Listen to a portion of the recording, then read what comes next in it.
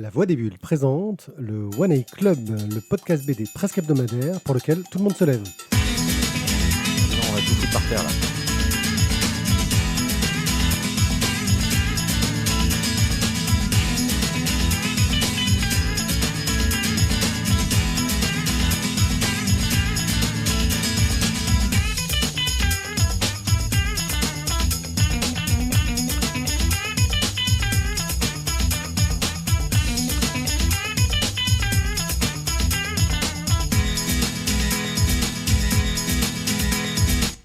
Coucou les gens, bienvenue au One A Club, le podcast fantastique qui sait parler de bande dessinée à ceux qui en lisent et à ceux qui n'en lisent pas, parce qu'on est balèze.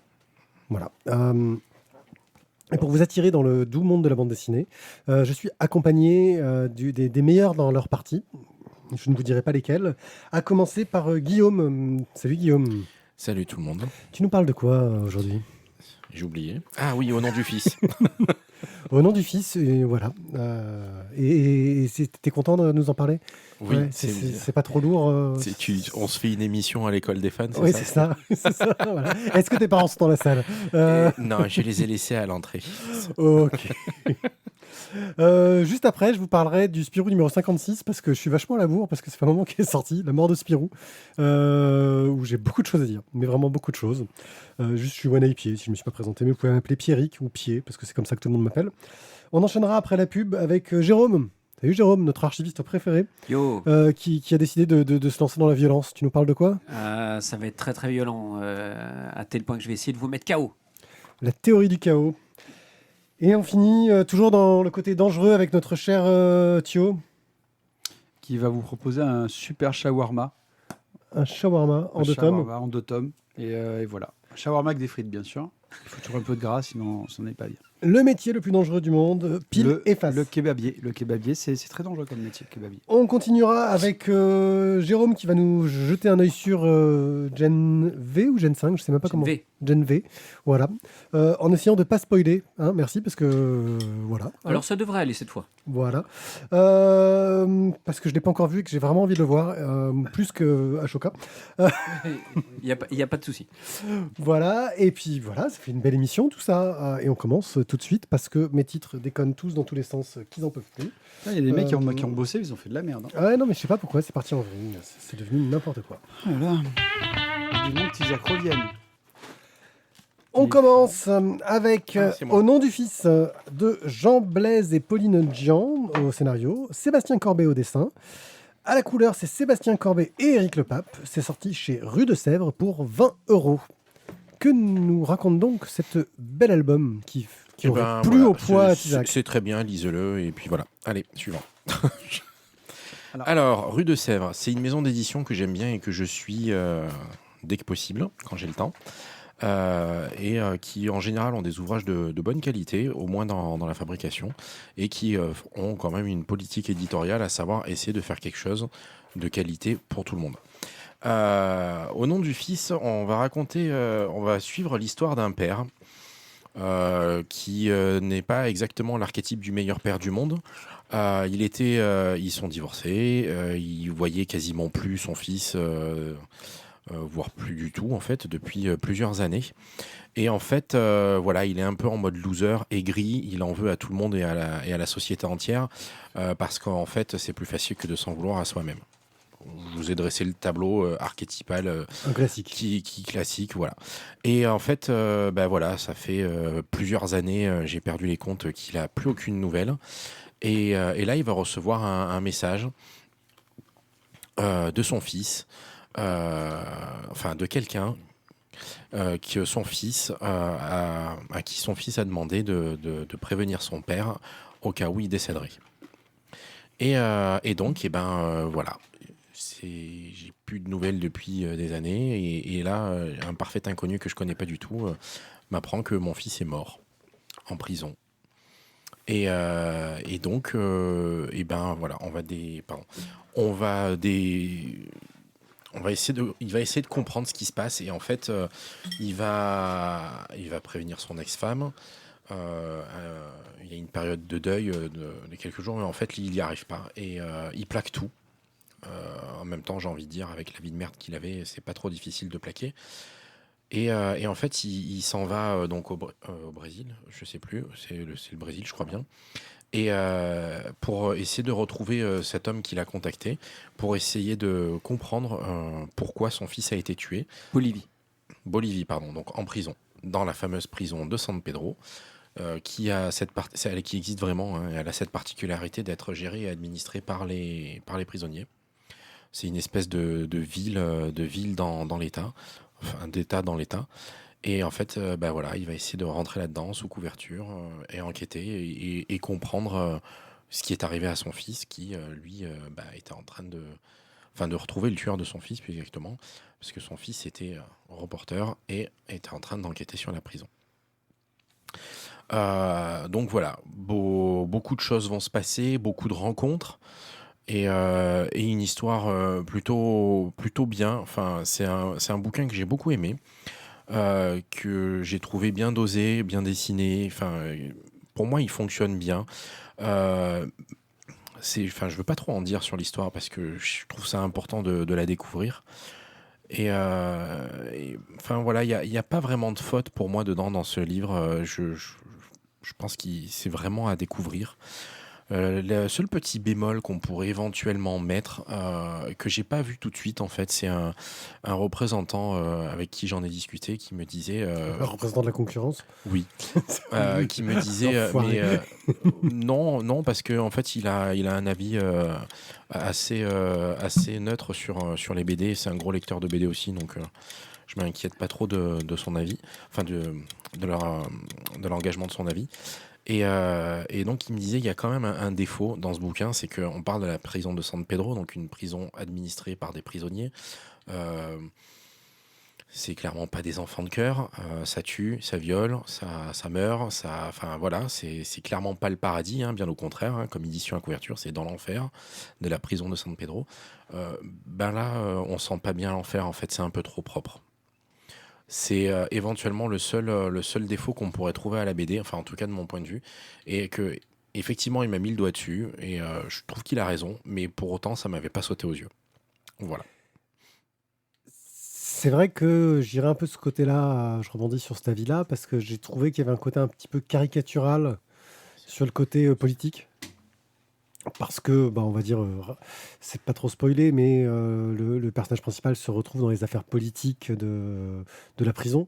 Parce qu'il va y avoir des élections pour élire le représentant du quartier dans la prison, etc.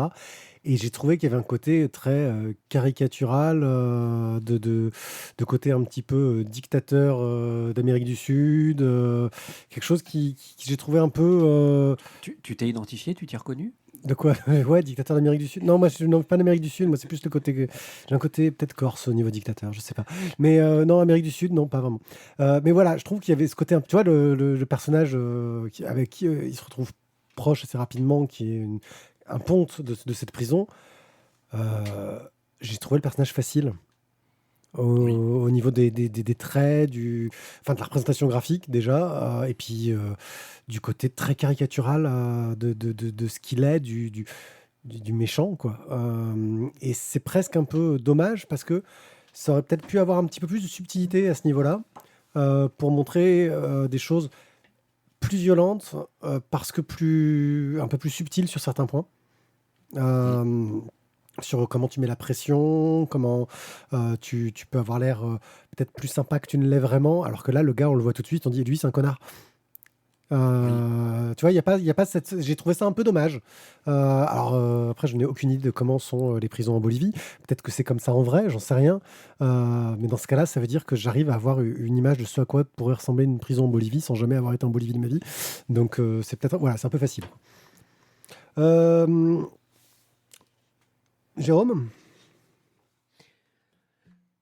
Oui, alors moi je sais pas, j'ai pas vu de reportage sur la gestion de la prison de San Pedro. À partir du moment où il y a des cartels, je sais pas si c'est tant le bordel et tant la misère que ça. Alors la misère si, mais tant le bordel que ça, parce que finalement l'objectif aussi des chefs de cartel, c'est aussi de maintenir l'ordre.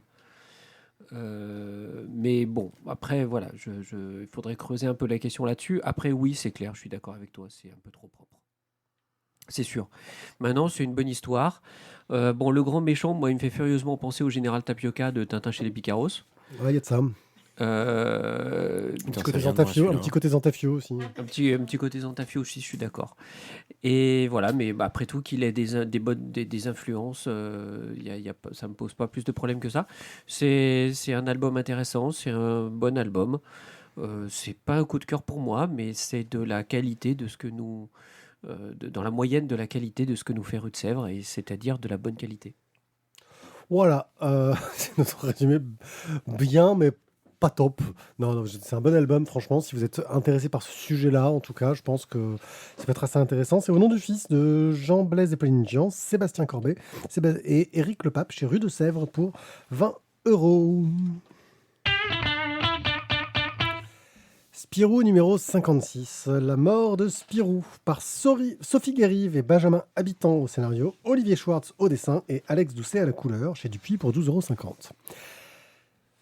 Vous connaissez mon amour pour Spirou, et donc quand ils changent d'équipe sur la série principale, la série régulière, c'est toujours un peu ah mon Dieu, à quoi va-t-on s'attendre?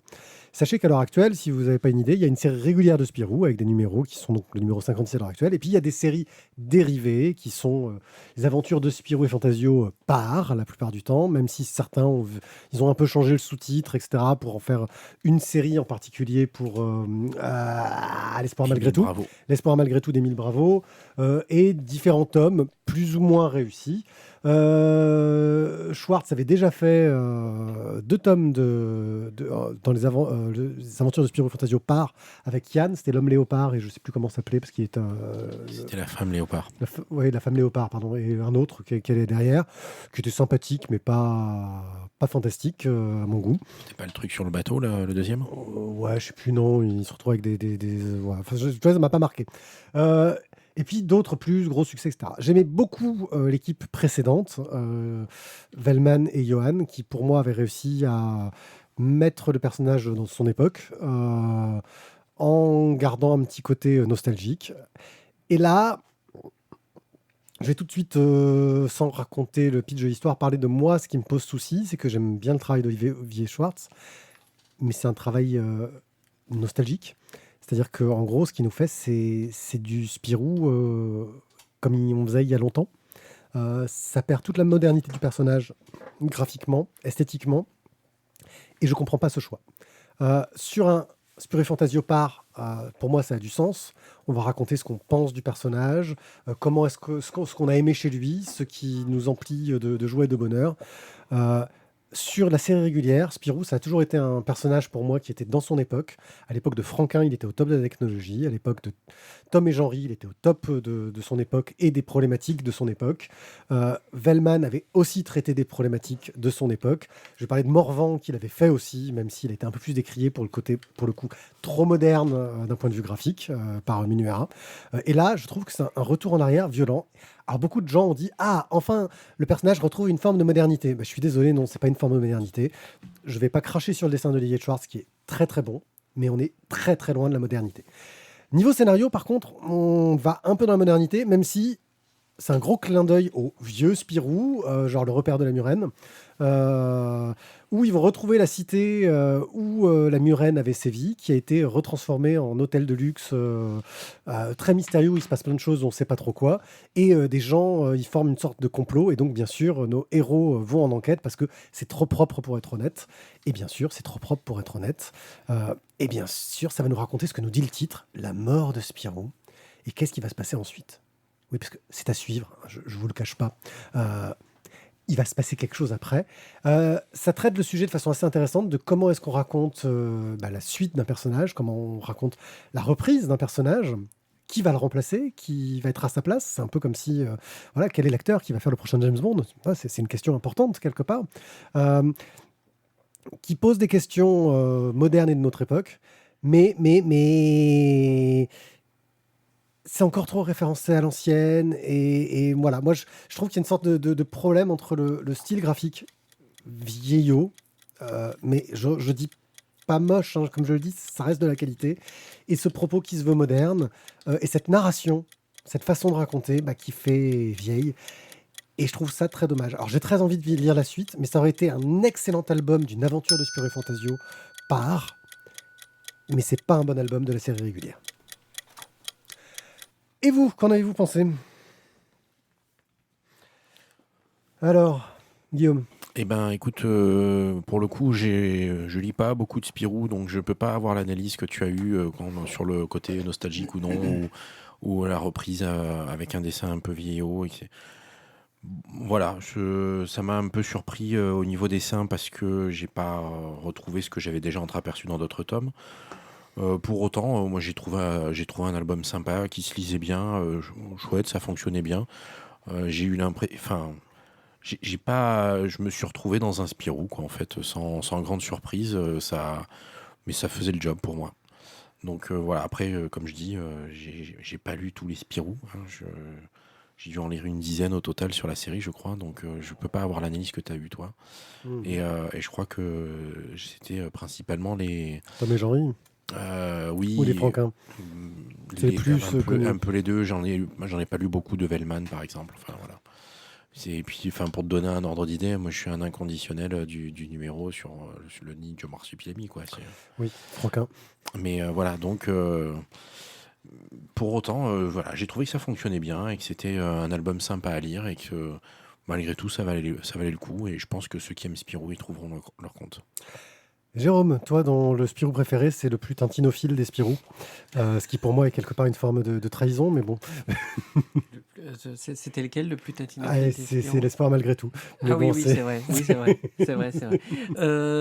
Non, alors, je sais pas, il y a une tentative de renouvellement, de retrouver un public à une série ou de rajeunir un public qui, à mon avis, se rajeunit tout seul. Mais voilà, on tue Lucky Luke, on tue Spirou, on tue...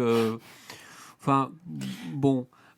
je sais pas, on cherche à provoquer un peu le lectorat en essayant de trouver une idée originale qui en fait ne l'est pas. Moi je suis assez... Superman est mort il y a très longtemps, il est revenu depuis, mais bon. Moi je suis d'accord, complètement d'accord avec toi sur le graphisme. Voilà, c'est pas mal, mais enfin c'est pas le meilleur des Spirou.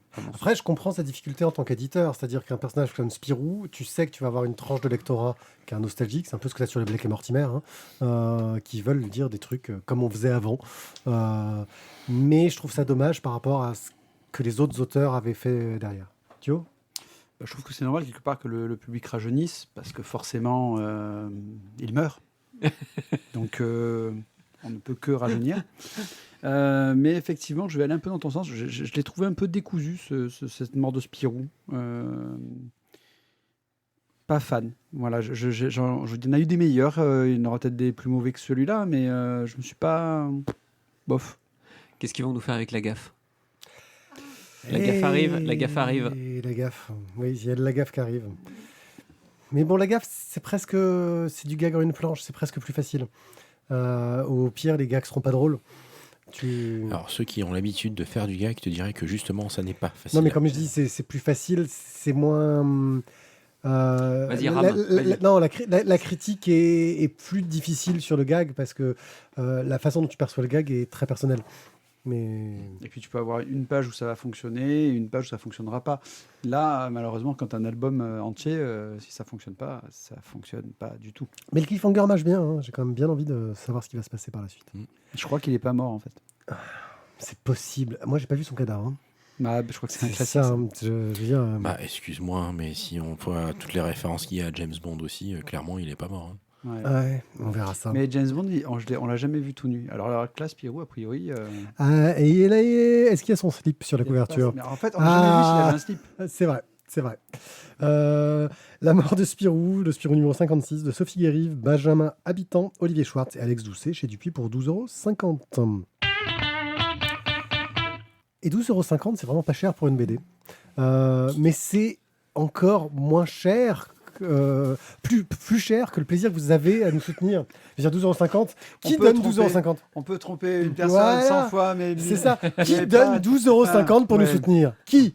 Personne. Personne, c'est vrai. Mais il y a des gens qui donnent certes moins, mais qui donnent, et rien que ça, c'est un geste qui compte. Et ces personnes, c'est Matt Deka, Chevon, Warloff, Stéphane, Cobal et Boob. Et on les aime parce qu'ils nous soutiennent, ils nous permettent d'acheter plus de BD, d'acheter plus de boissons, d'acheter plus de nourriture, d'acheter plus de M&M's, d'aller à l'étranger. Fait péter les M&M's. À l'étranger, à Castres, au loin, voilà, voir ces gens du Nord.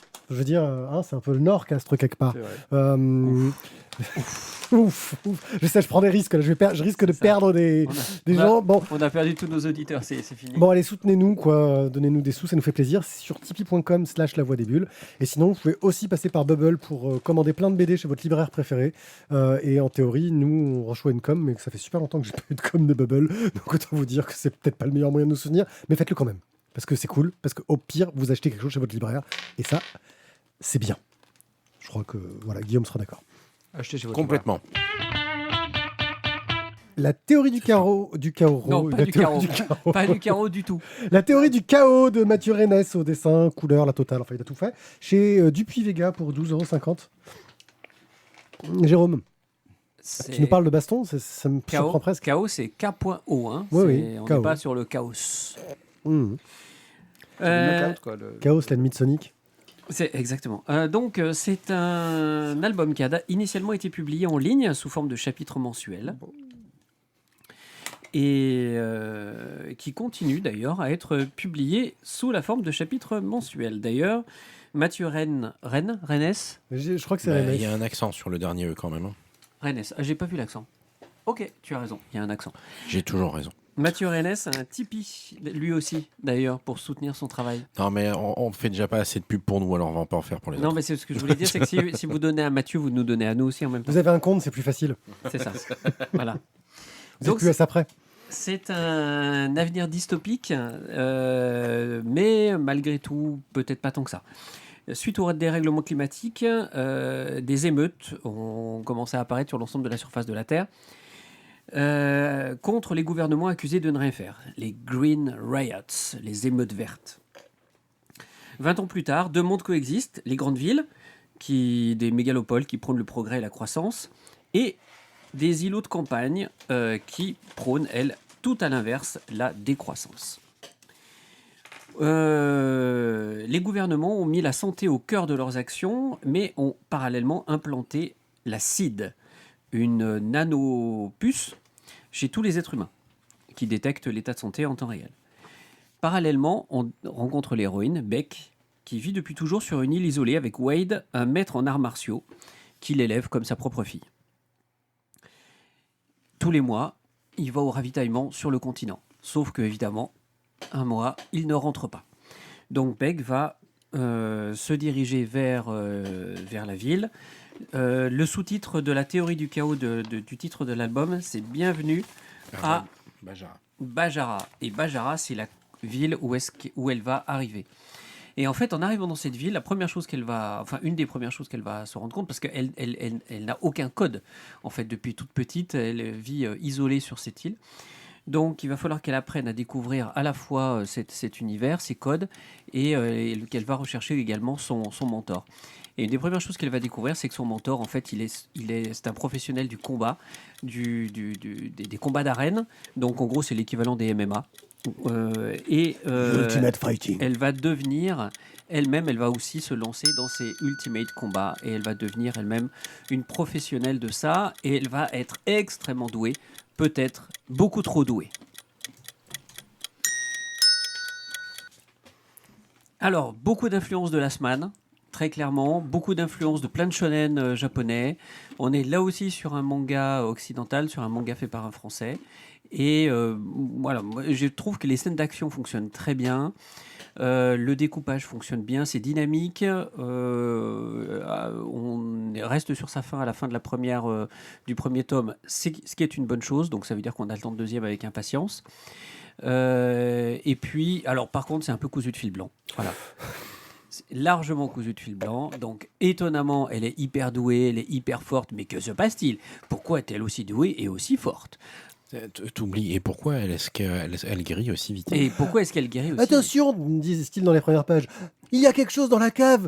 Préservez ce qu'il y a dans la cave. C'est ça. C'est ça. Mais qu'est-ce que ça pourrait Mais bien qu'est-ce être que ça pourrait bien être? Mais ceci dit, au-delà de ça, moi j'ai passé un très bon moment et voilà, je trouve que c'est un bon album. Graphiquement, ça tient tout à fait la route et j'aurais plaisir à lire la suite. Thio. Alors j'aurais plaisir à lire la suite, mais effectivement j'étais très déçu par le début. Je trouve que voilà, le lancement de l'histoire, comme je l'avais, on a déjà échangé dessus, mais c'est trop cousu de fil blanc, quoi. Tu te dis en fait tout le début de l'histoire, il aurait peut-être pu faire autrement pour garder un peu de, même si on avait pu tout découvrir d'un coup, change l'intro. Parce que là, l'intro, c'est clairement, tu sais très bien d'où vient la fille, tu sais ce qui se passe, tu sais tout, quoi. C'est un peu dommage. Voilà. Mais sinon, après, c'est un peu une Alita, quoi. Et finalement, c'est une Alita fait par un Français, alors du coup, c'est cool. Et puis, elle bourrine bien. Et puis, en plus, c'est un peu une sorte de Sherlock Holmes, parce que quand elle fight, elle peut prendre le temps de dire attends, mais en fait là j'étais en déséquilibre, attends, du coup si je mets comme ça et que du coup je fais ça et là je fais ça et donc du coup hop, fracture de la mâchoire, hop, 3 semaines de 2, hop, et puis ensuite Sherlock Holmes, c'est dans les films. Oui, dans les films bien sûr. Oui. Guillaume. Alors, en toute mesquinerie, je trouve que tu vois, le début de Akane Banashi est vachement mieux. Ah, c'est vrai, c'est vrai. Ouais. Mais parce qu'il y a une vraie chute, c'est une vraie mise en d'un coup elle. Plaisanterie mise à part. Écoutez l'émission précédente. Plaisanterie mise à part. Écoute, je vous rejoins, c'est un peu trop facile à lire. Il n'y a pas vraiment de surprise.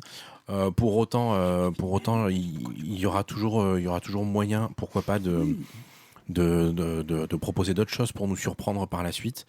C'est toujours très difficile de démarrer une série, savoir quoi mettre, comment bien le doser et tout. Donc, moi, je m'inquiète pas trop de ça pour l'instant. La suite me le dira. Et je trouve que c'est bien dessiné, bien rythmé, bonne mise en scène. Contrairement à Samurai Gun dont on a parlé dans l'autre émission aussi, les scènes de combat sont nickel. Enfin, je trouve que la mise en scène est beaucoup plus lisible et beaucoup plus facile à suivre. Ça reste un peu gore, donc peut-être attendre, peut-être pas descendre trop jeune, quoi. Mais les scènes gore arrivent pas tout de suite, donc on sait pas trop. Oui, mais c'est pour ça que ça vaut le coup de le préciser maintenant. Il y a quand même des têtes qui volent et puis pas à partir du coup. Non, des demi-têtes qui volent. Voilà, c'est pas toutes les pages non plus. À partir de 13 ans, ça va, quoi. Oui, voilà, 13-14, mais faire attention en fonction des enfants, quoi. Tu me rappelles ce combat, et là, là je trouve que là, ça te rappelle vraiment Alita, quoi. Oui, mais alors par contre, Alita, c'est le nom dans le film. Ganmu. Merci, s'il te plaît. Voilà. Ça va. Non, mais c'est parce que j'ai les poils qui font. Mais en même temps, il y a quand même beaucoup de personnes qui le connaissent désormais malheureusement plus par le film que par le manga. Oui, moi, je connaissais Alita par l'OAV. Je connaissais par l'OAV que j'avais en cassette manga vidéo et ça s'appelait Battle Angel Alita. Et... non. Si. Ah ouais. L'OAV, parce que c'était traduit de l'américain à l'époque, ils ne savaient pas traduire du japonais. De mon côté, je dirais que je trouve un petit peu facile de dire que ça se rapproche de Last Man, et c'est ce que vend un peu l'éditeur. Je dirais que ça a les mêmes influences, mais c'est pas influencé par Last Man pour moi, mais pas du tout. C'est juste que ça a les mêmes influences. Niveau taille de bonnet, c'est pas du tout la même. Oui, déjà, niveau taille de bonnet, ils ont pas les mêmes, les mêmes références. Last Man. D'ailleurs, on peut peut-être féliciter l'auteur à ce sujet, parce que c'est vrai que les nanas à fort bonnet, c'est toujours rigolo, mais ça marche pas en combat, donc bravo à lui d'avoir mis un bon bonnet pour le combat. Et ça marche bien, on reconnaît l'influence, effectivement, vous parliez de Gunmu, d'autres séries d'action, le petit côté un petit peu à la Dragon Ball du début, où il débarque dans un monde, il ne sait pas trop comment ça marche, il y a ce petit côté-là. Et plus étonnamment, j'ai trouvé qu'il y avait un côté Urasawa dans certains dessins. Urasawa. Par exemple, le gars qui présente les combats a un côté qui sonne asiatique, mais avec des traits à l'européenne un peu exagérés, comme on peut l'avoir dans le travail d'Urasawa, au niveau du travail sur les trames, sur les couleurs et sur la mise en scène aussi. Ce côté semi-réaliste qu'il y a chez cet auteur japonais, qui fait qu'on le rapproche souvent du travail européen. Là, ça va dans l'autre sens. C'est l'européen qui se rapproche du japonais. Et ça colle bien. Et c'est surtout, oui, très très bien raconté. Mais alors oui, l'introduction, tu dis, oh là là, je suis bien curieux de savoir le truc qui se pose la question. Mais on n'est pas à l'abri d'une surprise. Peut-être que dans le tome 2, il va nous dire, hey, je vous ai eu depuis le début et c'est pas du tout ce que vous croyez. Je me raccroche à ce petit espoir. D'un point de vue scénaristique, au-delà de ça, c'est un très bon divertissement et ça marche très très bien si on veut passer un petit moment sympa à regarder de l'action, un petit peu d'innocence dans certaines relations entre les personnages. Des personnages qu'on pense qu'ils vont être des connards, mais qui en fait le sont pas tant que ça. Moi, c'est peut-être la bonne surprise que j'ai eue. Et on a une proposition de titre. Voilà. Oui, c'est un très bon titre, je le note. Oui, celui-là, je le note, ça sera le titre. Un bon bonnet pour le combat. C'est important. Et ben voilà, c'est la théorie du chaos de Mathieu René chez Dupuis Vega pour 12,50 €. Le métier le plus dangereux du monde par Olivier Bocquet et Fabio Ley, qui est sorti aussi chez Dupuis. Et c'est 2 tomes, un qui s'appelle Pile et un qui s'appelle Face, mais qui sont 2 tomes 1. C'est quoi cette histoire? Alors, on est dans un monde de. Alors, c'est Pile d'ailleurs, c'est Ziad et l'autre, c'est Face, Luna, ou c'est l'inverse, je sais plus. Je les ai plus en tête, mais je crois que Face Luna, t'as raison. Face Luna, ouais. On est dans un monde où, en fait, il y a à fond de super-héros. Il faut dire qu'il y a une météorite qui a failli tomber sur la Terre et qui, en fait, s'est brisée en plein de petits morceaux. Et en fait, ces petits morceaux sont tombés sur la Terre et en fait, ils donnent des pouvoirs à ceux qui les touchent. Et en fait, on acquiert le pouvoir de cette pierre. Et quand on meurt, eh bien, en fait, le pouvoir retourne à la pierre, où qu'on soit dans le monde. Ça, je pense, ça aura son importance pour après. Et Petit détail. du coup, elle peut redonner son pouvoir à quelqu'un d'autre. Et là, franchement, c'est... Voilà. Bon, du coup, il y a des pouvoirs utiles. Hein. Il y a des poules lumineuses. Mais bon, on a aussi des vrais pouvoirs utiles. C'est-à-dire une infirmière, par exemple, qui peut faire repousser les membres. Ça, à la guerre, ça marche bien quand même. Ça peut être sympa. Tu fais repousser un petit bras, une petite jambe. Ok. C'est chouette, t'as perdu un membre et derrière, on peut te renvoyer au combat le lendemain, c'est cool. Ouais. Ouais. Ah, t'avais pas vu ce point-là. Ah, le stress post-traumatique, c'est génial. Hein. Mais est-ce que du coup, c'est réellement ta jambe? Faudra en discuter avec Sian et l'Enfust. Non, parce que du coup, si... Enfin, regarde, imaginons que tu as fait plusieurs trucs et tu as perdu plusieurs membres et qu'on a tout fait repousser. Est-ce que c'est toujours toi ou est-ce que c'est un autre toi?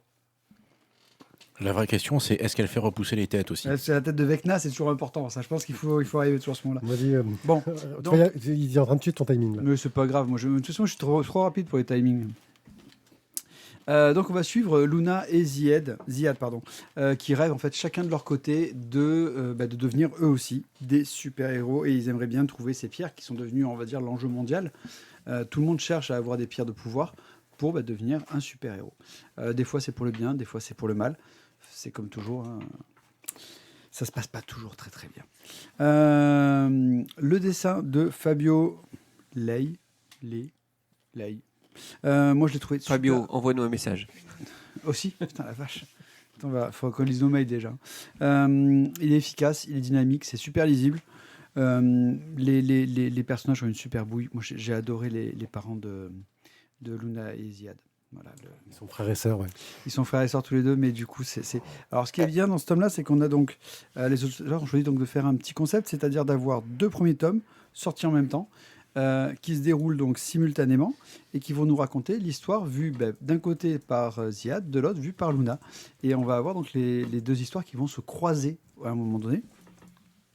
Et on peut commencer par le tome qu'on veut, mais on va de toute façon avoir du coup l'explication de ce qu'a vu l'un et de ce qu'a vu l'autre quand on va lire les 2 histoires. Un super concept. C'est pas qu'une histoire de super-héros, parce que c'est aussi l'histoire de gamins qui se cherchent un peu et qui vont essayer de grandir, de devenir autre chose. Ça arrête pas de se vanner, ça arrête pas d'être drôle.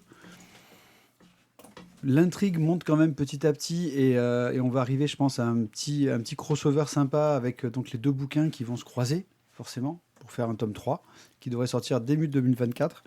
Moi, je dirais que c'est quand même une bonne BD, bien drôle, qui me donne bien envie de lire la suite. Tu vois, j'étais super court. Ouais, c'est bien. Voilà, bref, concis, efficace. Vous en avez pensé quoi de votre côté? Alors? Tout pareil que Miguel. Putain, c'est bon, vous n'avez pas d'autres un peu d'arguments un peu plus chocs Si. À un moment donné, il se balade à poil et son père il dit ouais, mais personne n'a acheté de shawarma, putain, quand ils ont vu ton sgeg. Et voilà, ça m'a fait rire. C'est vrai. D'où le shawarma du début Tout d'émission. le shawarma du début d'émission. Oui, c'est tout. Non, Non, mais il y a rien de plus à dire. Enfin, On est tous dans peut- l'expectative de la suite en fait. Parce que franchement, ça se finit sur un super gros cliffhanger et c'est très bien pour le moment. Moi, je trouve que c'est une bonne BD. Je vais la conseiller souvent. Elle est dans notre rayon jeunesse. Je trouve que c'est très qualitatif et que c'est un plaisir de mettre ça dans les mains des enfants.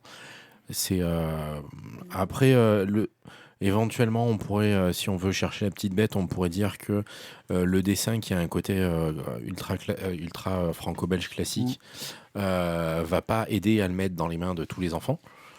Mais mais bon, par exemple, quelqu'un un petit gars ou une petite fille qui a envie de découvrir autre chose de bien, en plus de Seul ou des enfants de la Résistance, et ben ça va marcher nickel, quoi. Bah, celui-là, d'ailleurs, je dois lui passer. Oui, j'avoue que j'ai bien aimé aussi. Surtout la structure, en fait, qui est Non, super originale et qui marche mon bien. fils veut les lire. Je ne sais pas s'ils vont pouvoir poursuivre sur les tomes suivants. Je suis assez curieux. Parce que les deux histoires se rejoignent vraiment assez franchement à la fin du tome, enfin de chaque tome. Je ne sais pas s'ils vont pouvoir maintenir la technique ou jouer. Non, mais c'est prévu que le prochain, c'est un tome 3. Il n'y a qu'un tome 3. Il n'y a pas Il y a qu'un tome 3, et 4 voilà. en même temps. Et ça peut être qu'un tome 2 puisqu'il y a 2 tomes 1. Oui. C'est vrai ça.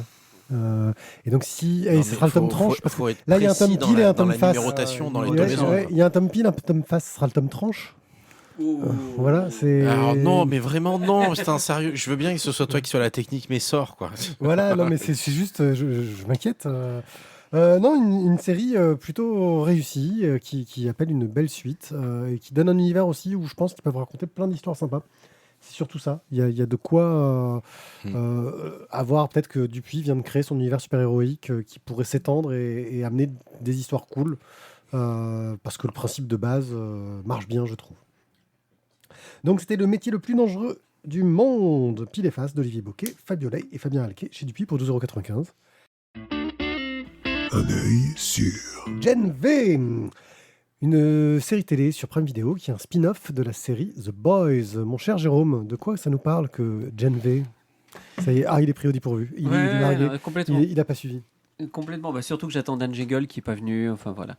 Gen V, on est dans l'univers de The Boys, effectivement. Donc The Boys, pour le moment, c'est 3 saisons. Gen V, la saison 1 vient de se terminer, donc je ne vais pas spoiler la fin de la saison 1, rassurez-vous. On est exactement dans le même univers, mais dans tous les sens du terme. C'est-à-dire qu'on retrouve les mêmes héros ou anti-héros, même si on ne les voit que furtivement. Donc les 7, rappelons, cet univers où un composé développé par une entreprise, le composé V, d'où Gen V, ce qui veut dire génération V. Ce composé V qui est injecté à des gamins va leur donner des pouvoirs de façon aléatoire à un moment donné de leur enfance ou de leur adolescence, on ne sait pas trop quand. En général, c'est un pouvoir qui va se déclencher lors d'un stress, lors d'une crise, donc avec un résultat souvent cataclysmique. Donc il y a beaucoup de ces gamins qui, lorsque le pouvoir se déclenche, tuent quelqu'un sans le vouloir. Voilà. Donc ça crée quand même des gamins un peu traumatisés, quand même, un peu perturbés. C'est un euphémisme, ça. C'est ça. Et donc il y a une académie qui va se créer dans cet univers pour accueillir tous ces laissés pour compte. Et voilà. Donc au début, et le meilleur de l'académie espère pouvoir entrer parmi les 7, donc les protecteurs des États-Unis.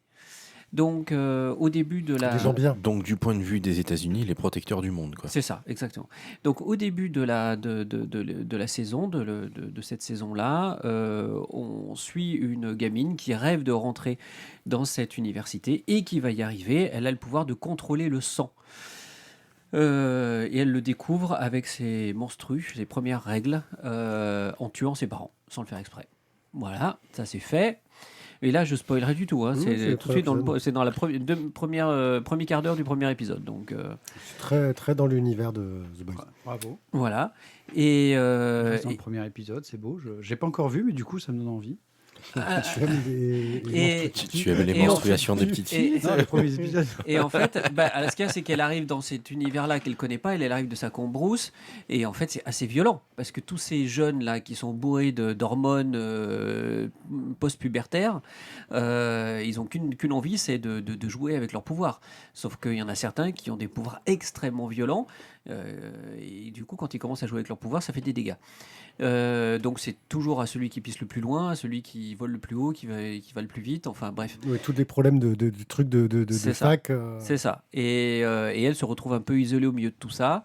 Donc, bon, après, le déclencheur, c'est qu'elle va rencontrer sa coloc, va lui présenter un groupe de super-héros super cool, où fait partie la star de l'université, sauf que cette star, elle va péter un câble et qu'elle va tuer le président de l'université et immédiatement après se suicider. Dans une gerbe de sang, rassurez-vous, sinon c'est pas drôle. Donc, pour avoir vu tous les épisodes, moi j'ai passé vraiment un bon moment. On attend la suite parce que Pourtant, ça n'a pas l'air super agréable ce que tu racontes. ça se finit sur un gros cliffhanger. Et pourquoi ça plaît? Alors, quel est le gros avantage et le gros inconvénient de cette série? Le gros avantage, c'est qu'on a exactement les codes de The Boys. Vous avez aimé The Boys, vous aimerez GNV, il n'y a absolument aucun doute.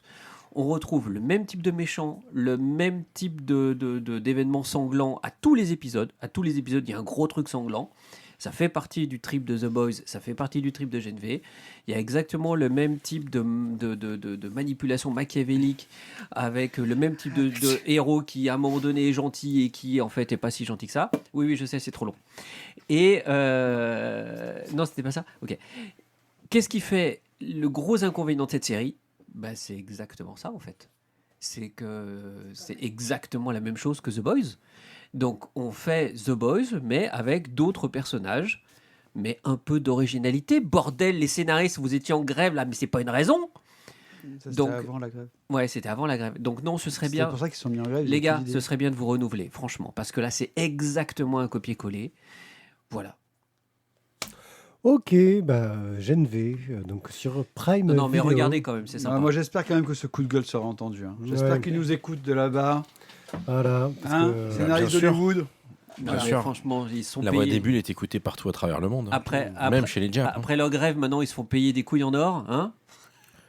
C'est con, ça doit être très douloureux en fait. Oui, mais ça repousse, non? C'est pas ouais, ça. puis quand tu marches, Non. ça va tirer. Quand tu marches, ça va tirer. Quoi. Bon, C'est ça. Ça fait cling, cling. Puis c'est du gaspillage, et l'or c'est mieux dans les portefeuilles, non?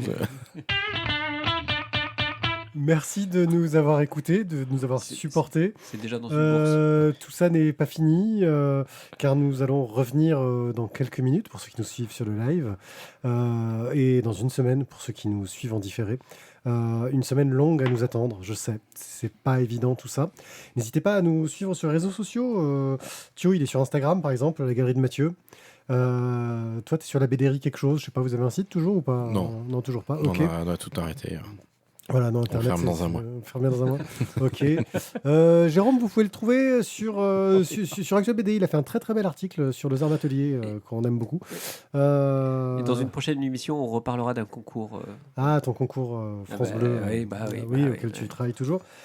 Qui prend toute ta vie. C'est Ce qui ça. fait que vous allez entendre parler encore de BD pour ados. C'est ça. c'est chiant. Ouais, ça ne va pas arrêter.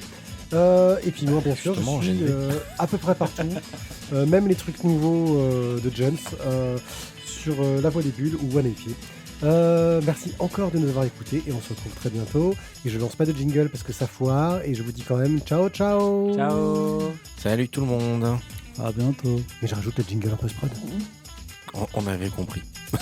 Au revoir, Jingle.